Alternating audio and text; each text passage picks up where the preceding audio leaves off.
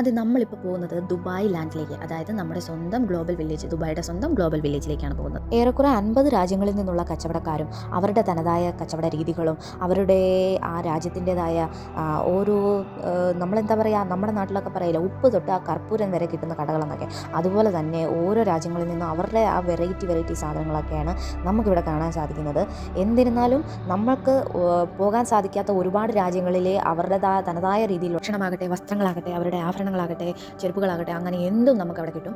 ഒരുപാട് kids varieties ടോയ്സുകൾ നമുക്കവിടെ കാണാൻ സാധിക്കും. അതുപോലെ തന്നെ എൻ്റർടൈൻമെൻറ്റ് പർപ്പസിന് ഒരുപാട് റൈഡുകളൊക്കെ ഉണ്ടായിരുന്നു. നമുക്കിപ്പോൾ കാണാം ആകാശം മുട്ടെ നമ്മളെ കൊണ്ടു നടത്തുന്ന ഊഞ്ഞാലും അങ്ങനെയുള്ള വെറൈറ്റീസ് ഉള്ള കാഴ്ചകൾ കാണാമേ. പക്ഷേ ഇതിനെല്ലാം ബേസിക്കായിട്ട് നമുക്ക് മണി ഈസ് അൾട്ടിമേറ്റ് എന്ന് പറയുന്നത് കേട്ടിട്ടില്ലേ? അതാണ് സംഭവം. കാരണം തൊട്ടാകാശാണ്, നമുക്ക് കയ്യിൽ നിന്ന് കാശ് പോകുന്ന വിധം അറിയത്തില്ല, അതുപോലെ എക്സ്പെൻസീവ് ആണ്.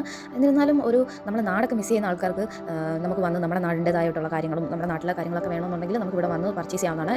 എൻ്റെ അറിവ് ശരിയാണെങ്കിൽ ഇത് നവംബർ ടു ഏപ്രിലാണ് ഈ ഒരു ഗ്ലോബൽ വില്ലേജ്, അതായത് നമ്മുടെ വിൻ്റർ ടൈമിലായിരിക്കും ഇത് കാണുന്നത്. അത്യാവശ്യം സ്പേഷ്യസ് ആയിട്ടുള്ള ഒരു സ്ഥലമാണ്. കാരണം ഒരു ദിവസം തികയത്തില്ല ഇതിൻ്റെ പകുതി കാണാൻ എന്ന് എനിക്ക് തോന്നുന്നു. കാരണം ഞങ്ങൾ പോയിട്ട് ഞങ്ങൾക്ക് ഇതിൻ്റെ മുക്കാൽ ഭാഗവും കാണാൻ പറ്റിയിട്ടില്ല എന്നുള്ളതായിരുന്നു വാസ്തവം. കാരണം നമ്മൾ കണ്ട് മുന്നോട്ട് വരുന്ന അനുസരിച്ച് ഈ ഒരു കാഴ്ചകൾ കൂടി നമ്മൾ ലാസ്റ്റ് ടയർഡ് ആവുന്ന ഒരു അവസ്ഥയായിരുന്നു. എന്നിരുന്നാലും ഒരു നല്ല അടിപൊളി എക്സ്പീരിയൻസ് ആണ്. ദുബായ് വരുന്ന ഏതൊരാളുടെ ഒരു ആഗ്രഹമായിരിക്കും ഗ്ലോബൽ വില്ലേജ് വിസിറ്റ് ചെയ്യുക എന്നുള്ളത്. അത് മസ്റ്റായിട്ട് നിങ്ങൾ ഇവിടെ വരുന്നുണ്ടെങ്കിൽ നിങ്ങളും ഈ ഒരു ഗ്ലോബൽ വില്ലേജ് വിസിറ്റ് ചെയ്യുക എന്നുള്ളത് ഞാൻ റെക്കമെൻഡ് ചെയ്യും. കാരണം നമുക്ക് different types of food, different types of art forms, different types of culture എല്ലാം നമുക്കിങ്ങനെ കാണാൻ സാധിക്കും ഇവിടെ. പിന്നെ നമുക്ക് ഒരുപാട് കിഡ്സുമായിട്ട് വരുവാണെങ്കിൽ എൻ്റർടൈൻമെൻറ്റ് പർപ്പസിന് വേണ്ടിയിട്ട് ഒരുപാട് റൈഡുകളും കാര്യങ്ങളും ഒക്കെ ഉണ്ട്. ഇതൊക്കെ നമുക്ക് എക്സ്പ്ലോർ ചെയ്യാവുന്നതാണ്. ഹാൻഡിക്യാപ്ഡ് ആയിട്ടുള്ള ആൾക്കാർ അങ്ങനെയുള്ളവരൊക്കെ വന്നു കഴിഞ്ഞാൽ അവർ എങ്ങനെ ഇത് എക്സ്പ്ലോർ ചെയ്യും എന്നോർത്ത് നമ്മൾ ടെൻസ്ഡ് ആവേണ്ട കാര്യമൊന്നുമില്ല. കാരണം ഇതിൽ ഒരുപാട് നമ്മൾ പ്രതീക്ഷിക്കാത്ത കാര്യങ്ങൾ ഇവർ പ്രൊവൈഡ് ചെയ്യുന്നുണ്ട്. കാരണം വീൽ ചെയർ മാത്രമല്ല, വീൽ ചെയർ പോലെ തന്നെ നമുക്ക് ചെറിയ വണ്ടികളെ, ഇൻ കേസ് നിങ്ങൾക്ക് വണ്ടിയല്ല വേണ്ട, അതായത് 4 വീലർ അല്ല എന്നുണ്ടെങ്കിൽ നിങ്ങൾക്ക് 2 വീലറൊക്കെ കിട്ടുന്നതാണ്. അതുപോലെ തന്നെ കുഞ്ഞു കുട്ടികളുമായിട്ട് വരുന്ന ആൾക്കാർക്ക് വിഷമിക്കേണ്ട കാര്യമൊന്നുമില്ല. കാരണം അവിടെ സ്ട്രോളറും കാര്യങ്ങളൊക്കെ അവൈലബിൾ ആണ്. പിന്നെ പറഞ്ഞ സർവീസുകളൊക്കെ യൂസ് ചെയ്യുന്നതിന് നമ്മൾ പേയ്മെൻറ്റ് ചെയ്യണം, അതായത് പെയ്ഡ് ആയിട്ടുള്ള സർവീസുകളായിരിക്കും. അതുമാത്രം നമ്മൾ ശ്രദ്ധിച്ചാൽ മതി.